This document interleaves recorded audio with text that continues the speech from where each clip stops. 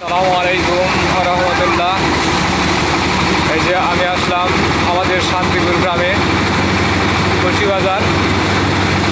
এই যে আমাদের কৃষকরা ধান বলতেছে হপার দিয়ে, খুব সুন্দরভাবে বলতেছে। ওই যে আম গাছে দেখেন কত সুন্দর একটি দৃশ্য। এরকম করার জন্যে হওয়ার জন্য কৃষকরা খুব খুশি, খুব আনন্দিতভাবে ধান নিচ্ছে।